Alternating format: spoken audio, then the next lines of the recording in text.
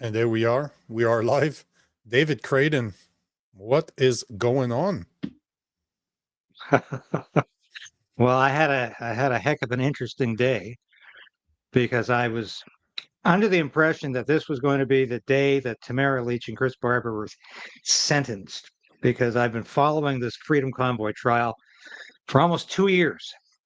And I kid you not, this goes back to the Tuesday after the Labor Day weekend two years ago when this trial opened. A mischief trial, mind you. It's never been anything more than a mischief trial. That's all these people have ever been accused of, and then a month or so ago, convicted of. And there's actually concern now that the Crown is going to win their case on getting Tamara Leach 7 years in prison and Chris Barber 8 years in prison. Crazy. That's And insane. it's insane because we That's know we insane. have a revolving door here with prisons. Rapists are getting out, killers are getting out, car thieves are getting out, and they're getting bail, and people never see them again. And these two people, as far as I'm concerned, are Canadian heroes. And 100%. I've made no bones about that from day one about this. Mm. I have a definite opinion about this. I think this is political persecution. I try to at least give a little bit of time to the Crown, but that's usually just to show people how stupid the Crown has been throughout this whole process. This is about lawfare, keeping these people tied to the court system for almost 2 years, running back and forth from Western Canada to Ottawa, going through this horrible process. It's not just the money that they've gone through, it's the humiliation at times, Mm-hmm. and it's the constant harassment that they're getting. And when I heard this week that there's a Crown was actually considering putting peaceful protesters in jail for 7 to 8 years, I thought this is insanity. But it is insanity because these people, the Crown represents the liberal elites here in Ottawa, and they want these people in jail because they dared to stare them down and they dared to get the rules changed. And I think they saved lives. I believe they saved lives because they took the mandate pressure down. They alleviated the pressure to force people to get the vaccine. They alleviated the pressure on the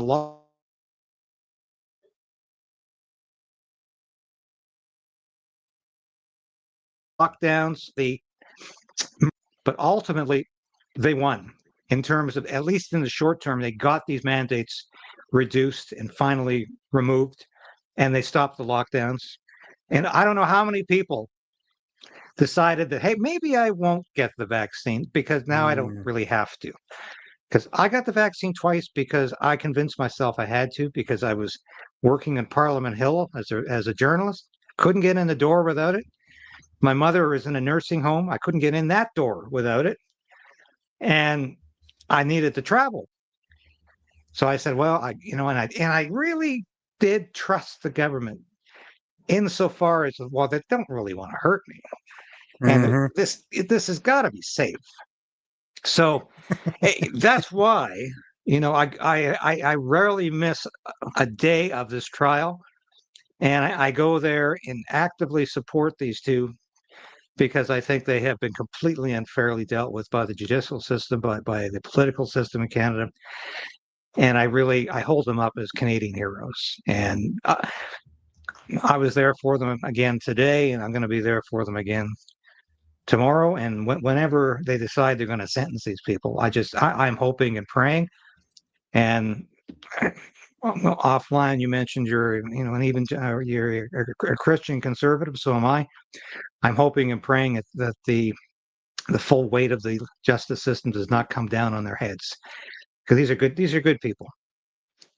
It's absolutely insane because on one hand you have an Indian permanent resident that was just caught trying to have sex with a 15-year-old. Turned out it was a police officer. went to court. The judge is like, "Oh, we're gonna let him go because that could affect his citizenship application." Then you turn around, you have Tamara Lich and Chris Barber that took care of one of the biggest peaceful protests in Canada, and I was there. I made sure to go because I knew the mainstream media would spin this in a way that would make no sense, just like they did. So I made sure my now wife and my two best friends, we drove from Montreal to Ottawa. We made sure to go. And now they're looking at 7 and 8 years for mischief. Yet most of the mischief cases in Canada, they get 2 years max, and most of them are just fines. And you're gonna get some little work, like 50 hours of communal work somewhere, and that's it. They're looking at 7 to 8 years on a maximum of 10 years. So they're smart. They're not after the maximum. They're going very close to it. But at the same time, it's hard for me to believe that even if they walk, even if it stops and somehow everything's dropped, the process is the punishment. The government is sending a message that if you protest for something that we don't agree with, you'll pay the price. We will use our justice system against you. And that's exactly what they did. That's exactly what they're doing right now. Because it's not a protesting. Let's agree here. The people that live in Ottawa, that live downtown, I used to live in Ottawa. If you live right across the parliament, expect to have protests. You have Free Palestine protests literally weekly. They don't complain about that. But people that were trying to end the lockdowns, they're criminals. You got to be kidding me. It's a message. The message is very, very clear. If you dare stand up to the government, they're going to make you. They're going to make you pay. That's all we're seeing with Barber and Lich, and it's bullshit. I don't know how else to say it. It's just bullshit. You use that phrase, the process is the punishment. And both Tamara and Chris have said that to me on many occasions. I've interviewed them many times on my station. And that's exactly what they've said. It's been 2 years of hell, of expenses, of going through this horrible process. And yes, there's a chilling effect on anybody who wants to oppose the government, because do you really want to go through this? Do you want to 100%. Risk losing your job? Yeah. I'll tell you the kicker today, Nico, which was amazing to me. And I'm glad we went back in the afternoon, because I was thinking, well, I'd rather get home and work on my broadcast. I got an article to finish for Human Events, and I said, no, okay, we'll stay. And that's when I heard the best line of the day. And you're gonna find it's hard to believe, but Magus, who is Chris Barber's lawyer, was arguing passionately about Canadians see this man as a hero. Why are we punishing him for being a hero? Why are we considering 8 years in jail for what he did? And he said he's already endured such financial hardship. And the judge says, like what? What are you talking about? And she said, well, if he's convicted and he has a criminal offense, he's going to lose 60% of his business, because 60% is in the U.S. and he's not going to be able to travel to the U.S. for quite a while. She said, well, that's hypothetical. So she says, well, he's already been paid. Did you know? She said he had his bank accounts frozen. And the judge says, really? Now, this is a judge in a provincial court. She was apparently completely unaware that the Trudeau government froze bank accounts of all of the protesters, especially those who were participating, and even those who donated. And then she said, who ordered that? So I spoke under my breath. I said her name was Chrystia Freeland. I wasn't too far. I was three rows back, right behind Tamara Lich, and she turns to me and says, I said, not that. So there was amazement from a lot of people sitting in that courtroom that this judge was apparently just not aware of it. So I don't know where she was in 2022 when this was going on, because this has been one of the most talked about events in Canadian history in the last decade. This was a complete abrogation of basic human rights in this country, taking away your money. You can't. And I was amazed that this judge wasn't aware of it. I really was amazed. But I'll tell you one other thing. And I think this could be a nice segue into your next segment, which I'm sort of envisioning. Pierre Poilievre on the weekend Uh-oh. finally said, Finally.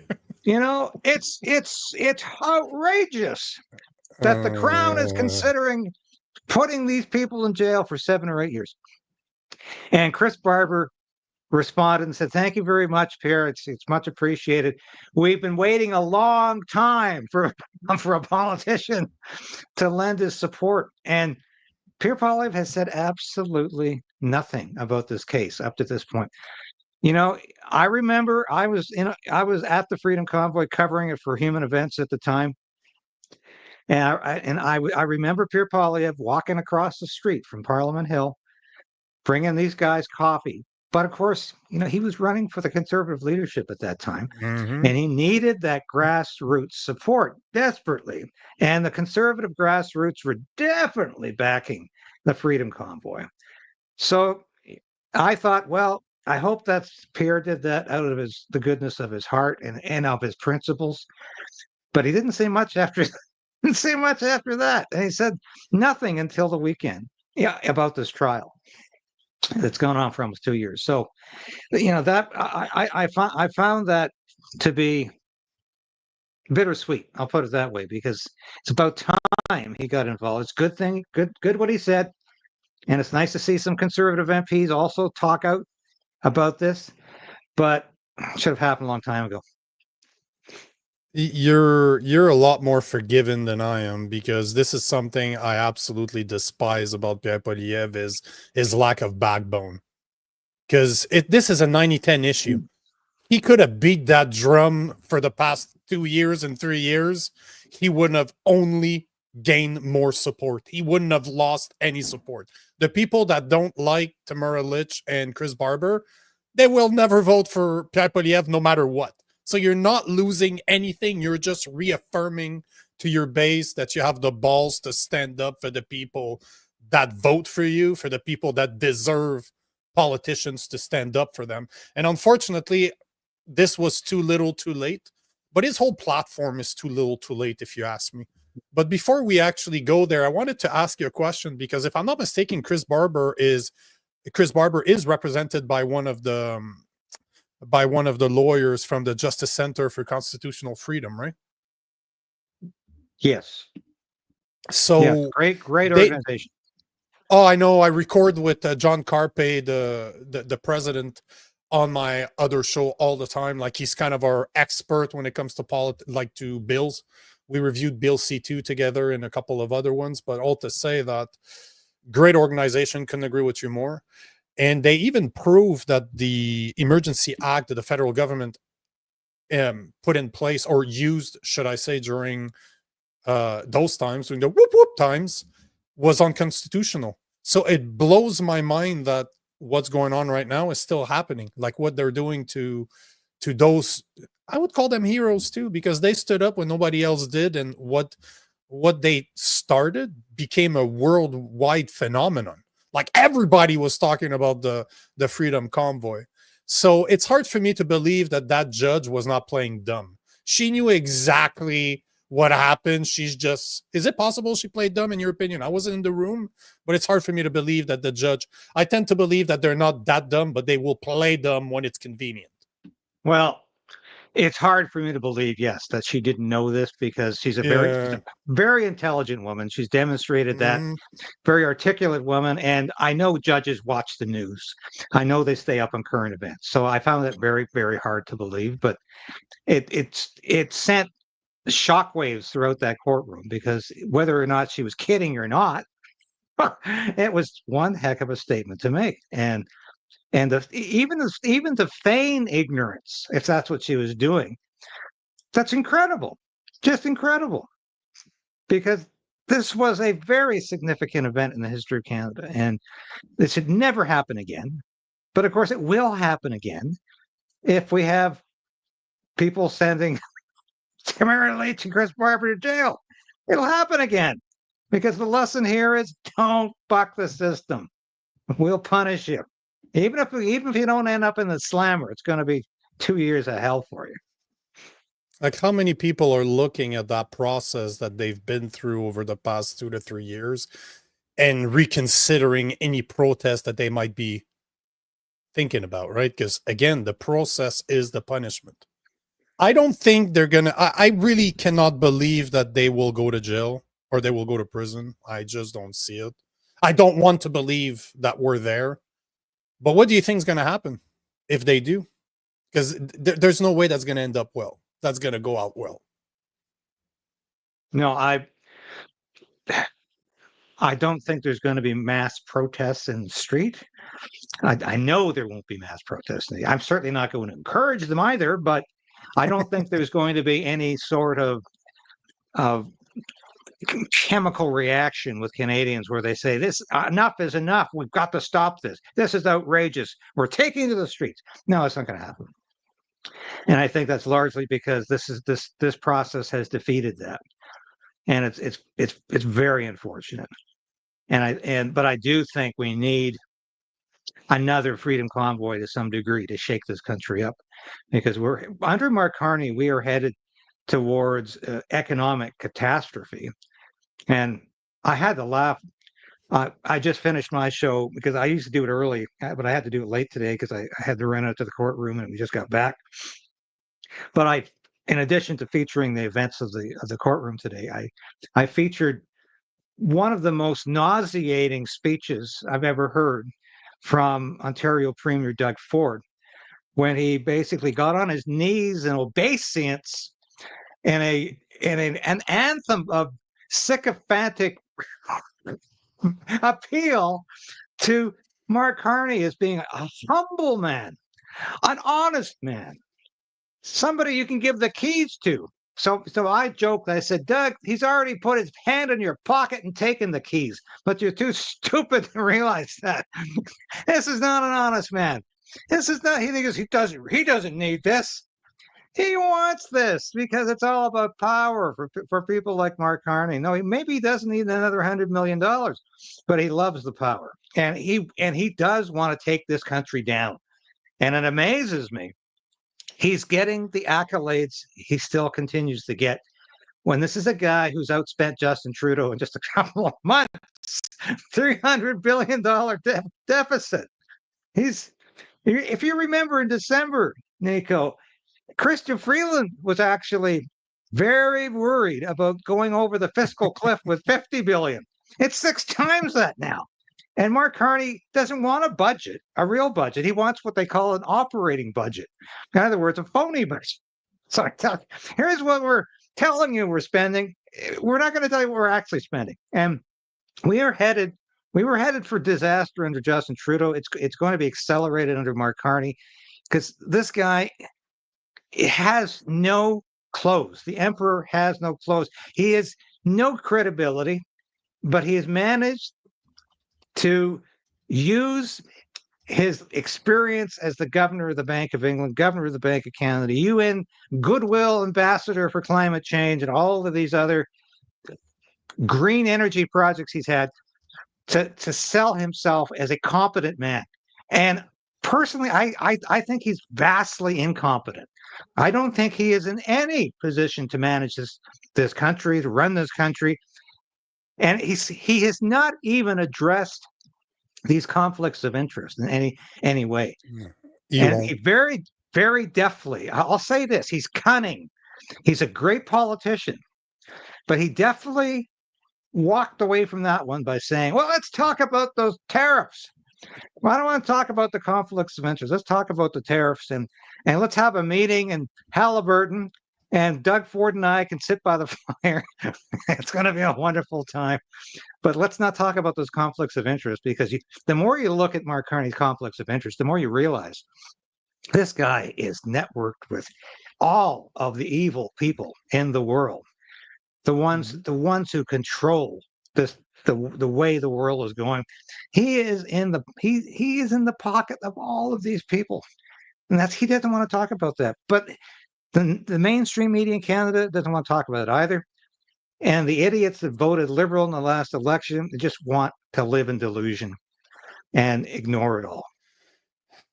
You know, I think where you and I will disagree is that I think Mark Carney is a brilliant man, evilly brilliant. Like he is evil, but he is brilliant. If you read his book, Values, I Mhm. read the Mhm. book, and he is. If you don't understand history, if you don't understand, I call him Marx Carney because he's a Marxist. Like he referred to Karl Marx, I think 49 times in his book. Yeah. There's no doubt in my mind he's a Marxist. If you read his book and you see what he does, it makes sense because he says it in his book that he wants to put feelings and climate change and anything that can be manipulated through emotion at the center of economic policies. So it's Yeah. actually brilliant what he wants to do, but you understand how evil he is. And then you look at his policies, you're like, okay, I understand why he doesn't want to make a deal with the US. He's doing everything possible to look to his overlords in the EU. Obviously, that's where his interest lays. But you know something I always say, Carney's here to finish what Trudeau started. He was his economic advisor behind closed doors for at least 3 years. Like since 2021, I think is when CBC first reported about it, that Mark Carney Mhm. was advising Trudeau. So it's nothing new what he's doing, but it baffles me that the elbows up movement is still working and is still, they're still standing by him. Because what has he done? What has he done? Nothing. Absolutely Nothing. nothing No. except ruin our friendship with our biggest ally, the US south of the border. It's absolutely insane. But at the same time, this is what was the whole point of you and I having a conversation. And let's see if this continues after this. But the whole point is, as much as we can blame the liberals for what's going on for 10 years of terrible, terrible policies, the conservatives play a big role in this. Like, and by conservative, I'm talking the big C, the Conservative Party of Canada. Like they've lost 4 elections in a row.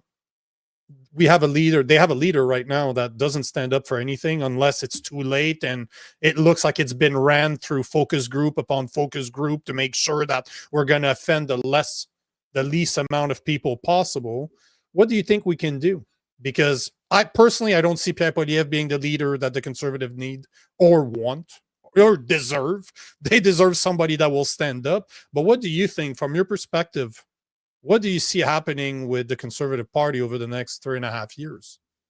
Well, it's the frightening thing is, and I just want to preface this by saying I don't really disagree with you on Mark Carney being highly intelligent. I say incompetent in terms of Oh, being somebody who can actually deliver the goods, but he doesn't really want to deliver the goods. So I really wouldn't that's disagree with where that. we He, agree that that's what it is. He's just like that judge you talked about. He yeah, fully knows what he's doing, but he's going to make it look like it's out of his control, that it's just happening because of outside forces. But he knows exactly yeah, what he's yeah. doing. We In agree there. terms of in terms of the Conservative Party of Canada, I mean they continue to make the same mistakes, Mhm. and they continue to move to the left after every election, and they're doing that right now. Mhm. The frightening thing, though, is that Pierre Poilievre is probably the best thing they have in their caucus in terms in terms of being even a facsimile of a conservative, and at least knowing how to talk like a conservative. At the Stampede, for instance, I commented on the fact that it was the first time he dug up some of the rhetoric he used in that very famous Rex Murphy interview, which very much impressed me at the time. Because what did he say?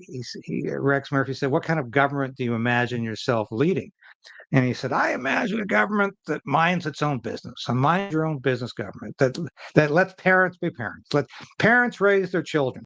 And of course, yeah, and I thought, thank God he seems to understand what this movement is all about. That there's more to this than just saying, well, you're going to own a home and you're going to be on a safe street and you're going to be happy, happy, happy.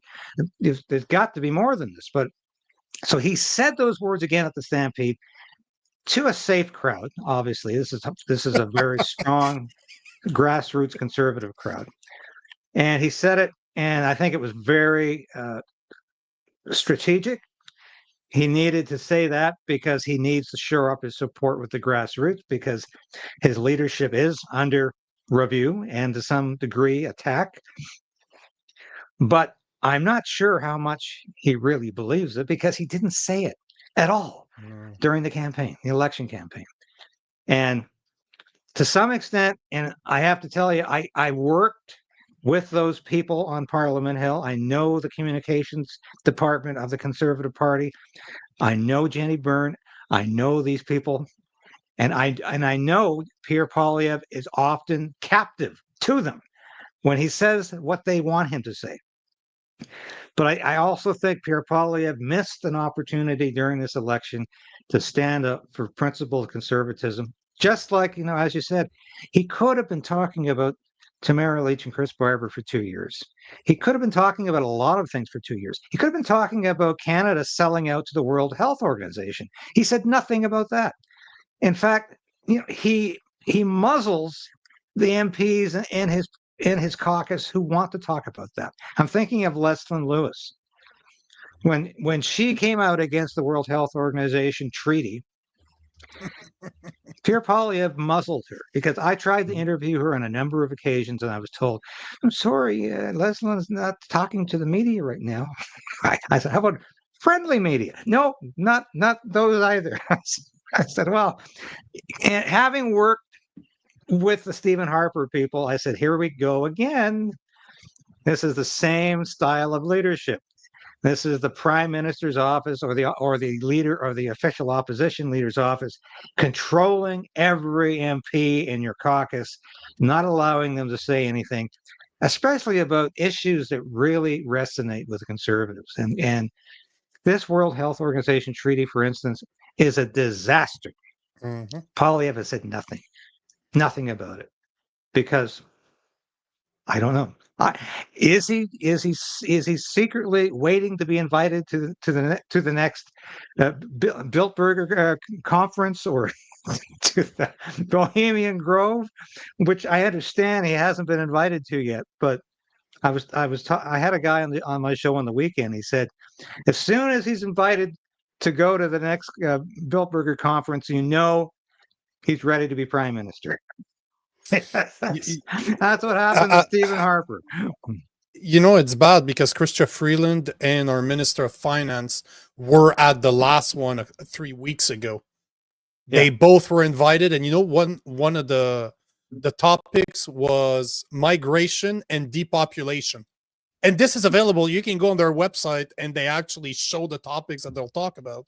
But yeah, it's hard. There's a couple of comments that came up that are saying that Pierre Poilievre is controlled opposition. And I tend to agree. I don't see what else he could be than just give the illusion that there's no uniparty right now in Canada. Because Mark Carney literally took some of his policies like axe the tax, changed the colors of the background from blue to red, and the Liberals went crazy. You know that you're liberal when the Liberal can steal your policies without changing anything, just changing the font and the color on it, and somehow it's a Liberal policy. So I don't know. I don't know that Pierre Poilievre is the best thing they have because, again, I know a lot of people behind the scene that were part of his campaign, and they've all told me the same thing, that, as you mentioned, they were told to keep quiet, that not to destroy his lead, to make sure that they didn't say anything that could jeopardize the lead. Yet we all saw what happened. Him being captive of his party, your leader. If you can't control your people, you're not that great of a leader.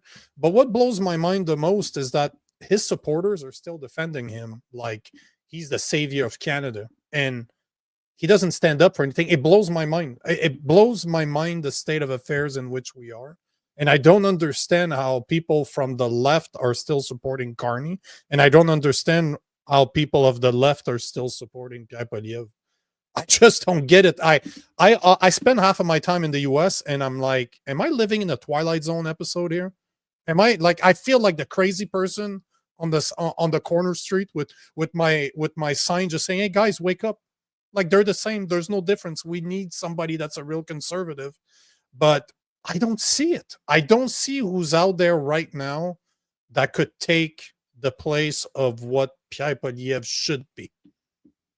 No, that's exactly what I'm saying. I can't think of anybody in the front benches anyway of the Conservative caucus who's who would do a better job, and that's a frightening thing. But I think Poilievre probably did the worst job he's ever done as official opposition leader, in that when they all went back to school for 3 weeks, when the House resumed very, very briefly, and Poilievre was co-opted every day.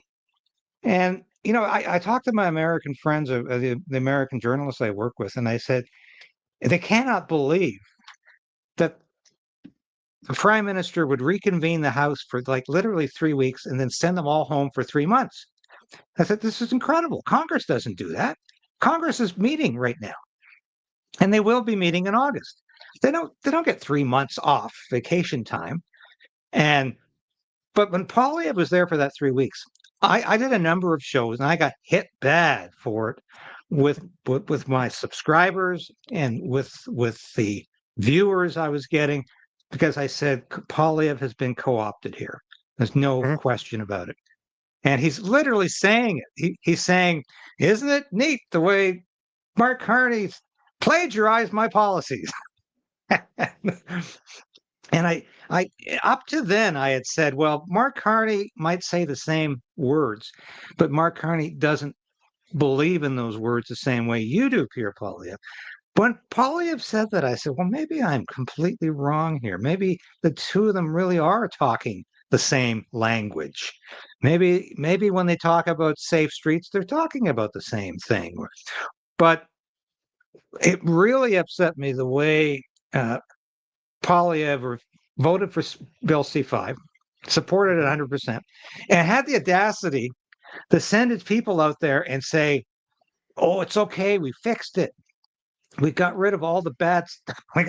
And I got hit with this all the time. Every time I criticized Bill C-5, I'd have people in my comment section say, the conservatives fixed that bill. Don't you know anything? And I was saying, no, I'm sorry, they didn't. Everything I've read about that bill indicates it was not fixed in any degree. This is a dangerous bill. Poilievre also seemed completely embarrassed by talking about Bill C-2, which is a horrendous bill. Yep. And this is as bad as anything Justin Trudeau introduced. Worse. But once again, Pierre Poilievre was very reluctant to attack the Online Harms Act, Bill C-36 under Trudeau.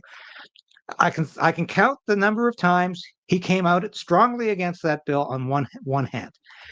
And it was always in strong conservative environments, such as conferences where he's talking to the converted, or when he's talking to the caucus, when he's talking to a very, very strong grassroots conservative element. But he was very reluctant to talk about that bill in the House of Commons. Never wanted to talk about that. And as far as I was concerned, that was the most dangerous piece of legislation Trudeau government introduced in Oh, yeah. over 9 years.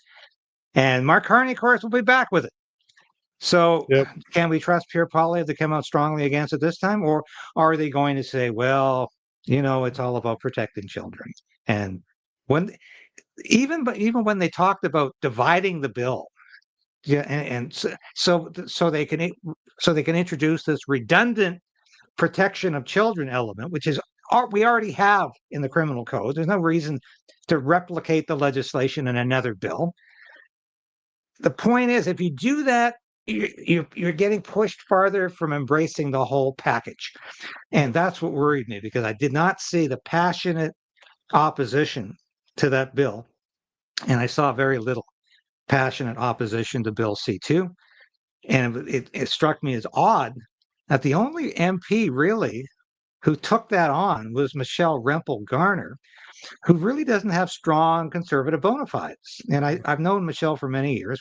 We haven't talked in many years because she got pissed off at me when I criticized her over the transgender issue, and she hasn't really talked to me since. But I used to be fairly close to Michelle Rempel Garner, and I had a lot of time for her as a strong worker but she's never really had strong conservative bona fides. So why was she being pushed out there to talk about Bill C-2? Because nobody else wants to talk about it. I did 2 deep dives with John Carpe on. We did one on Bill C2 on Bill C2, one on Bill C5. Bill C5, the conservative did remove a lot of the bad stuff, but the bill is useless. Without removing Bill C69, Bill C5 doesn't move the needle at all, at all, at all whatsoever. This is a feel good bill. It does not move the needle whatsoever. But Bill C2 is one scary piece of legislation. We've been through this, and we did it with, like, we did 2 deep dives with John Carpe, and it's insane. When you read the 140 pages, you're just like, whoa, hold on. They're trying to give the same type of power. So they're trying to push paper pushers at the government, so government workers, to be able to obtain warrant from judges. So not only police officers now, they want government workers to be able to apply for warrants. They want to be able to spy on people. They want to be able to open the mail without a warrant. They want to be able to maximize. You won't be able to spend more than 10 grand cash. Like, what they want to do is absolutely insane, and it blows my mind that this is a bill that I'm not even sure Pierre Poilievre talked about it. If he did, he didn't really talk about it. And I got to say, I haven't heard anybody from the Conservative Party as a whole really destroy that bill or go through that bill the way my co-host and I did with John Carpe. And it's insane to me, because that bill is like the hate speech bill. Differently, it's more in the real world. It's not online. It's more what can be done physically to you. But you're absolutely right. It's going to come back. That bill, that Justin Trudeau bill that died because the parliament was prorogued from December 17th to mid-March for 5 months. That's the only reason that bill died, right? But it's coming back. Yeah. No questions about it. But I don't understand why conservatives as a whole are not more outspoken about this. And it's not just Pierre Poilievre. I personally know multiple guys that ran for the Conservatives, and they're still not vocal about it. They speak about symptoms, not the actual problems. And I don't understand what the big deal is. Again, it's a 90-10 issue. They have nothing to lose to talk about Bill C2 and say how dangerous that bill is. On the contrary, they're going to make fans, or they're going to make new voters of people that weren't aware of Bill C2 or did not take the time, like any average individual out there. All the laymen did not read 140 page of that bill. They don't want to, and I don't blame them. It's boring to read.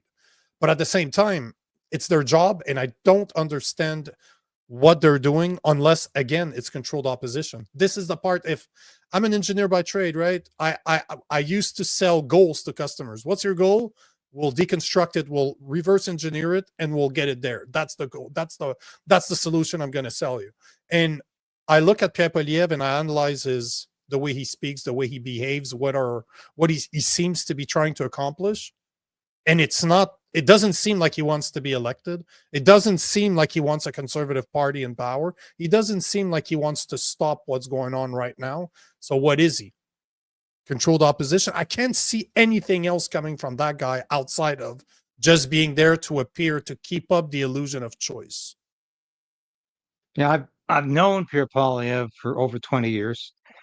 I don't pretend he's like one of my best friends who comes over on the weekends, but I first met Pierre Poilievre the night Stephen Harper was elected leader of the Canadian Alliance Party in Calgary, and I met him at a pub. It was a Victory pub party after the votes were counted, and Stephen Harper was claimed the leader of the Canadian Alliance. This is before, of course, he became the leader of the new Conservative Party. But Pierre Poilievre at that time was a volunteer at a local campaign. Actually, he was working for Ezra Levant. I can tell you that much. And he struck me as somebody who had a lot of ambition. And I sort of, our paths crossed over the years because I worked in Parliament Hill for Conservative MPs, starting out with Reform Party, Canadian Alliance, then Conservative MPs. Finally had enough of it. I couldn't stand it anymore, and had to get out.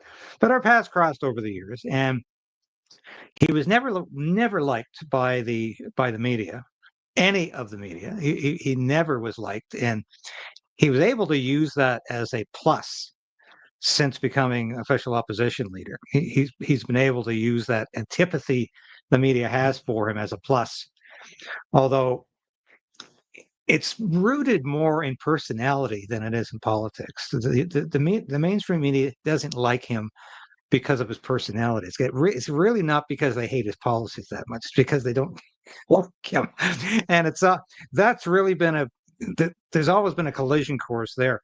But he's always struck me as somebody who is very intelligent and very very cunning, politically cunning, which is something you need as well as intelligence to succeed in politics. You have to know how to use the system and to make that system work for you. And he's very good at that. So I do believe Pierre Poilievre wants to be prime minister. I don't know what kind of prime minister he wants to be. The evidence for me is still undecided. I hope that the Poilievre who talks about the government that minds its own business is the real Pierre Poilievre, but I certainly have my doubts about that on many days. But I think it must have been hard. I'll say this in his favor. It must have been tremendously hard to be 25 points ahead of the Liberals, and he could taste government. He could see himself as prime minister in waiting. He knew he was on the precipice of power, and to see that erode week after week, day after day, it must have been hard. And if there's anything I could say about Pierre Poilievre that's definitely in his favor, I think he weathered that storm not too badly, because I think a lot of people would have absolutely collapsed. And he was able, I don't know how he did it, because I tried to speak to Pierre Poilievre numerous times during the election campaign. His people kept saying, no, he's not talking to you. Maybe next week. And I didn't bother to sort of buttonhole him at events. So I don't know how he dealt with it, but I think he dealt with it in a way that was somewhat admirable. He got through it. But I think on the flip side of that, he has continuously talked about the fact that it was the best showing the Conservative Party has had since Brian Mulroney, in terms of percentage of the vote. That second place, it was a great second place finish. And he seems to be sort of locked into that mindset that he was in the night he lost that election and lost his own seat, which again must have been incredibly hard for him. This is a man who does have a significant ego and who politically sees himself as a winner.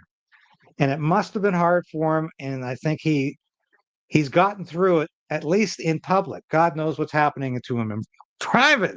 But publicly, I think he's done not too badly getting through this situation. But I think the real challenges for him are ahead, because this is going to be one difficult, and I'm sure it is already a difficult by-election for him, because every doorstep he goes on, the question is going to be, why shouldn't Alberta be independent? Why shouldn't Alberta separate? What is left for this province in confederation? And he's got to ask that question every day. So I think that must be extremely hard for him.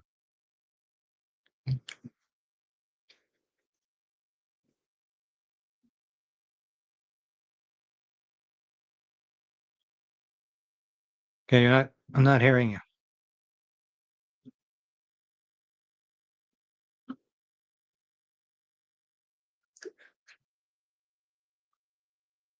Have you got your mic muted? Yeah, I'm not hearing you.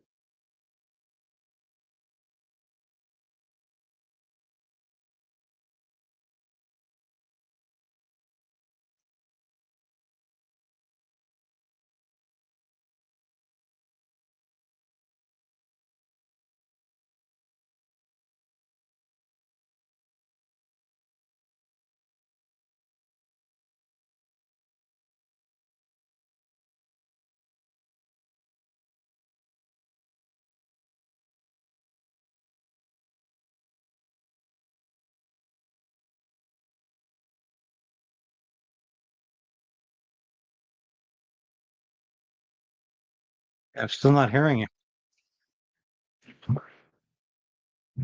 That's really bizarre. Are you hearing me? Can your mic?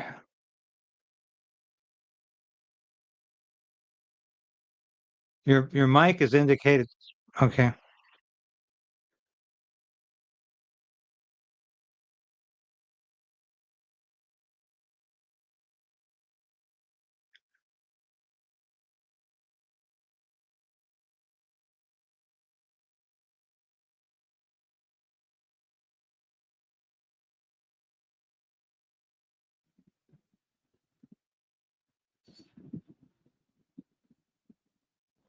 Can you hear me now?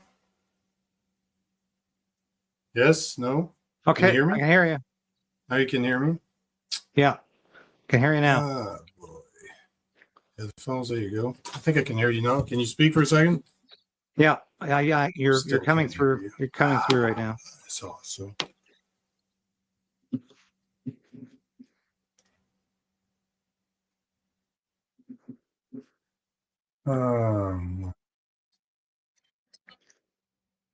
Yeah, I can. Windows update. Yeah. Audience pattern. So they can hear me now. Can you speak for me, David? Yes, I'm I hearing you. cannot hear you now. Now you can't hear We me. can hear you, but no, you can't hear me. Oh, that's great. So people can hear No, I can hear me, you. but I I can hear can't you hear fine. you. You can hear me Oh. too, and I just cannot hear you for some reason. Can you speak again, see? Okay, am I coming Oh, through at all here? Jesus. We were fine. This makes zero sense. Give me a second. Mm. Oh.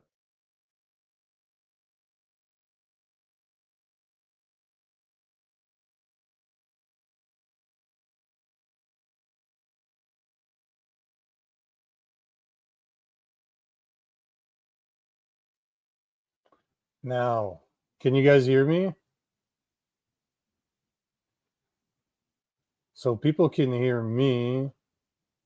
Then, can you guys hear David? Because I cannot hear him. That is. Am I coming through, folks? Yes, now I can hear you. There we go. Awesome. Yes, it Okay. probably is a Windows update. Nothing like a nice Windows update. So all to say, if we go back to what we were saying, it's hard for me not to blame Pierre Poilievre for his own failures because he doesn't have anybody else to blame than himself.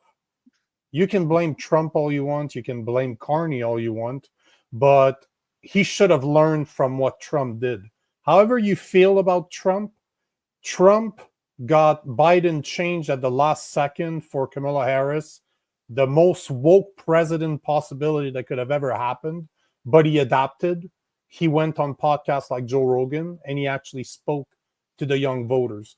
Mark Carney got the same opportunity. They switched. He was good against Trudeau. They brought in Carney as in the replacement, as somebody that's completely different.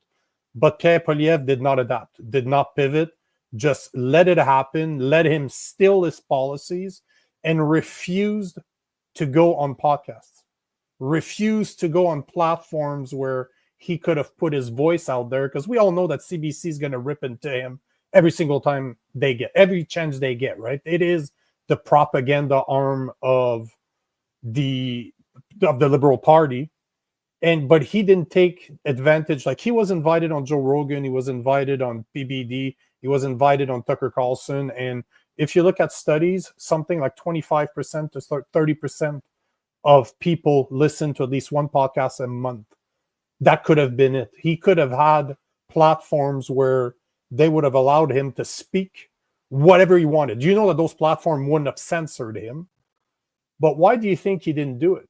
I personally think he just doesn't have it in him. He's not able to go off script. He's not able to improvise. He's scared to say something. You know, before we started recording, you told me that you'll never say something that you don't want to say. So you know when to say things and when not to say things.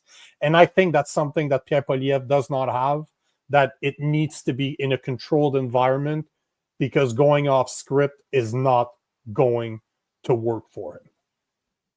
Yeah, for me, it's a question, as I've alluded to previously as to how much of this problem is Pierre Poilievre and how much of it is the communication staffers around him who are convincing him. But I guess we can say, just as you have just said, that that's his problem too.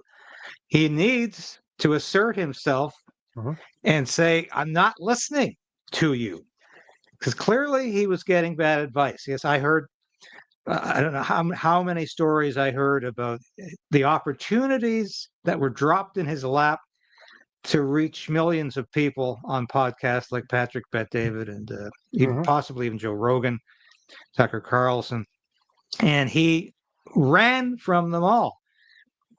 And I think that was probably the worst mistake he made during the election campaign, because he had nothing to lose. No. And instead of saying the polling is all wrong, and it was like conservative supporters were saying the same thing through the whole campaign. The polling is all wrong. It's skewed. Just ignore it. And it can't be wrong week after week after week. And obviously, Pierre Poilievre should have tried something a little bit different. But as you say, he was in the same position as Donald Trump, because, I mean, Joe Biden was certainly a paper tiger. He was a straw man. And Trump knew he was going to steamroll Joe Biden. Bring on Kamala Harris, and suddenly you've got a woman, you've got someone a lot younger, at least is capable of putting a sentence together, even if it's a word salad. At least she can put a sentence together, and she knows how to get off the stage without being led around. So, but Trump reacted to that by what? Not by saying, "I'm going to go hibernate." No. He went on, as you said, he went on podcast after podcast and sold himself, just like he did in 2016. And that's what Pierre Poilievre missed. And I don't know how many people I talked to saying he needs to do this. He needs to do this. But and I know the communications people were telling him, "You can't go on those shows, Pierre, because people will think you're extreme. People will think you're part of that alt-right group. People will think you're not safe enough for Canada." That's the advice they were giving him. I've heard it. I've been in the room when those people have given advice like that. But Poilievre needed to say no. And I think he has enough gumption to find that courage, but he clearly did not find that courage enough. There were a couple of times in the campaign trail where we saw the Pierre Poilievre of the axe to tax movement, if you will. And I went to several of those, and I've never seen Poilievre perform better. And there were times when he actually was sounding like Ronald Reagan, talking about this Canada that sounded free. That was completely absent from the campaign, that sort of talk. And when you're constantly reading the talking points about safe streets, safe communities, lock up the car thieves, the same talking points, and they incrementally sort of release this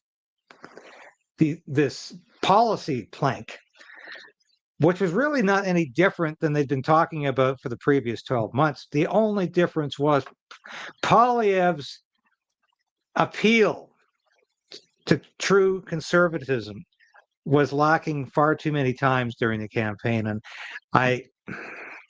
you asked me what I think the remedy is. I'm sorry to say this. I think the only remedy is Alberta separating. I think that's the only thing that's going to shake this country up, because I've lost faith in the country. I really have. And I don't think we're going to survive Mark Carney. And I don't think the Conservatives are going to package anybody up to replace him in time. I think the only thing that's going to make this country wake up to how devastating the last 10 years have been and where we're headed is an independent Alberta. I think that's the only thing that's really going to shake this country up. I'm not sure anything else will work at this point, which is why I say I think Poilievre made a horrible mistake running in Alberta, political mistake. I think he probably should have twisted some arms in my neck of the woods in the Ottawa Valley, where there were at least 2 MPs who probably could have convinced it was time to step down, at least temporarily. And he could have run in those seats easily. And he would not have been confronted with question after question about the Alberta independence and separation. And I really believe after 21 years of being an Ontario MP, it's almost laughable the way Pierre Poilievre has tried to repackage himself as a lifelong Albertan who is so attuned to the folks in Calgary, in southern Alberta, that it just hurts. But he has been an Ontario MP for so long that I really think that's his more natural milieu. And I think he's much more comfortable dealing with that kind of voter than he is with the one he's meeting in Battle River Crowfoot, which is a very true blue conservative riding. Sure, it's a safe one, but it's a double-edged sword for Pierre Poilievre because it's going to be a heck of an experience for him, not just because of the 200 people on the ballot. It's going to be a very hard experience because he's going to be challenged every day by grassroots conservatives who might not trust him in the same way that Ontario conservatives do. You know, at the Stampede, he looked like Woody from Toy Story with his little star on the horse. When I saw that, I'm like, oh, bro, come on. You're not a cowboy. Just be yourself. I don't know what's so hard for a politician not to play dress up. Just be who you are.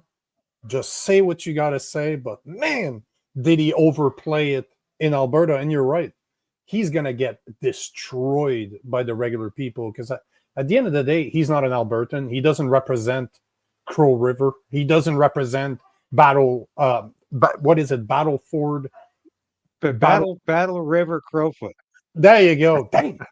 But he doesn't represent that riding whatsoever. He's not from there. He doesn't talk to them directly. He's only been given that riding because it's an easy win. But at the same time, I wonder if the numbers are going to go down. If people are not going to vote for him knowing that he'll never be there. He just wants that to go back to Ottawa and be the leader of the Conservative Party again. He has no intentions of fighting for those people directly. But at the same time, we have a couple minutes to go. And, you know, I talk about this every single day. I follow Pierre Poilievre on his social media to make sure I'm aware of what he's talking about. And I still don't see it. Even for October, it's August 18th is the by-election. I still don't see it. I still don't see any difference between the Pierre Poilievre from the campaign and now. Sure, he started his podcast where he's repeating the same stuff that he said before, but he's not hammering anything down as in choose 5 topics like 10 years of bad policy, bad GDP, LGBTQ problem, leave the kids alone with your trans agenda.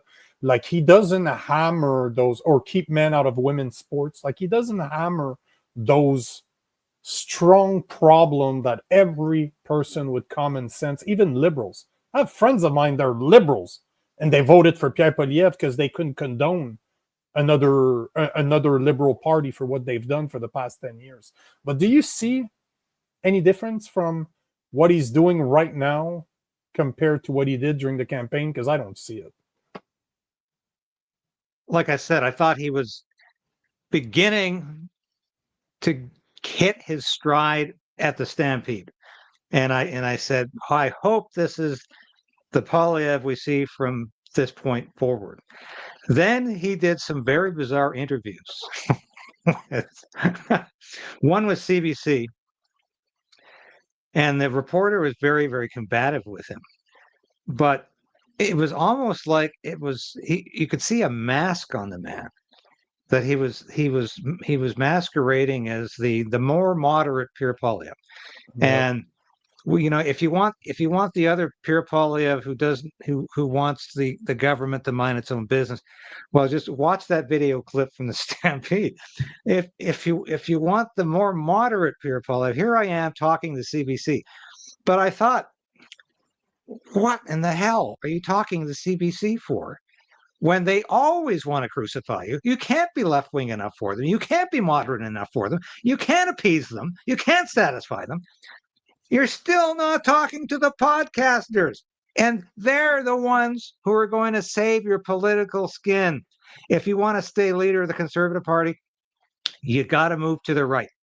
You know, Richard Nixon famously said, in a primary, you run to the right. In the election, you run to the center. Well, that might not be great advice for conservatives, but Pierre Poilievre not even taking that advice. He's staying in the center, talking to CBC and the mainstream media, ignoring the podcasters, ignoring the issues you were talking about. And I think he's putting himself in a highly dangerous and toxic position because, as I keep pointing out to people, he's not running for prime minister right now. We're not going to have an election in the next 6 months. There's no way. Mark Carney's here for a little while. Maybe not 4 or 5 years, maybe not even 2. But he's here for at least a year. Pierre Poilievre is running to be Conservative Party leader of Canada again, because he's got a leadership review coming up in the new year. That's what he should be focused on, is assuring the base of the party that he's really on their side. And he still doesn't seem to get that, because he's still going to CBC and being Mr. Nice Guy. And that's a long way away from the that famous Apple scene where he tore apart that local reporter chawing on his apple. That's probably one of the finest moments he ever had with the grassroots. They love that.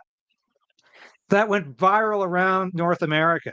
Republicans love that. They go, "Who is this guy anyway? Who's this Poilievre guy talking down in the media?" But what's he doing today? He's going to CBC and taking abuse.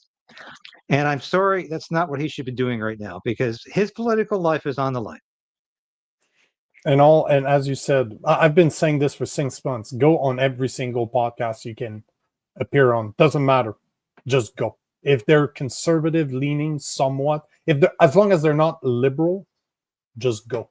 Who cares? Just answer their question and practice being freestyled. Because I don't believe he has the skills right now to do it, but all the tools are there. It just choose not to pick them up. And he only has one person to blame. It's himself. David, we're just over an hour. I know you wanted to stop at an hour, so we'll stop it right here. We're at 3 minutes after the hour, so we're pretty bang on. Really appreciated this talk. This is just a can opener, if you ask me, because there's a lot of things we can be talking about, but hopefully you enjoyed it. I want to thank everybody in the audience. Thank you for your comments. Agree, disagree. I always want to have a conversation with people. That's all I do for 2 hours a day. So thank you for being here. Thank you, David, for being here. And hopefully we do this again. I hope so, Nico. I enjoyed it very much. I think this works very well. Sounds good.